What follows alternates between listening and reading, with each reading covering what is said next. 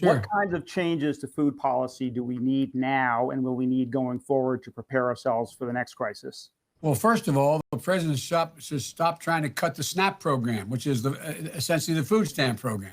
In the middle of this crisis, he is in fact cutting food stamps. He wants to cut the access to food stamps, or SNAP as it's known as.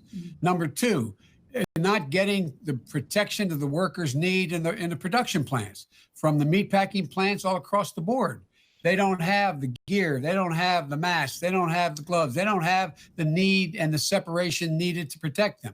They don't even have the OSHA, which is the safety standards are set up by the administration, by the federal government. Those standards have been weakened and lessened. People are getting, they're getting laid off by the millions. People don't have the money to be able to stay, to be able to take care of everything from their rent to their food needs. And thirdly, what's happening is all the money that the Congress has passed to help people in this dire need, it's not going to the right people. It's not getting to those mom and pop stores. It's not getting to people who need to be able to pay workers to stay on a payroll. It's not getting to people who need relief. And so it's just not being done very well at all. I want to make clear to all your listeners that we don't have a food shortage problem. We have a leadership problem. We have plenty of food.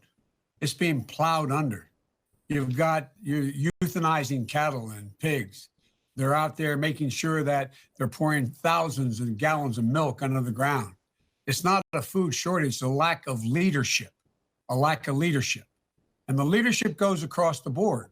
One of the reasons why those processing plants aren't open is because they're not safe for people to work in those plants. Number one, they're not safe. They're not getting the protective gear they need.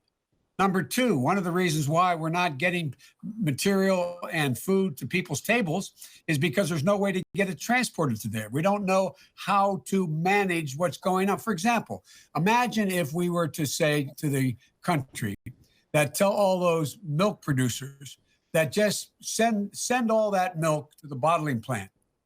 The federal government will pay for it, and the federal government will give it away to all of the folks who need it. We'll give it away to all those charitable organizations who are out there trying to feed people, try to give people what they need. Imagine if we were willing to take the time.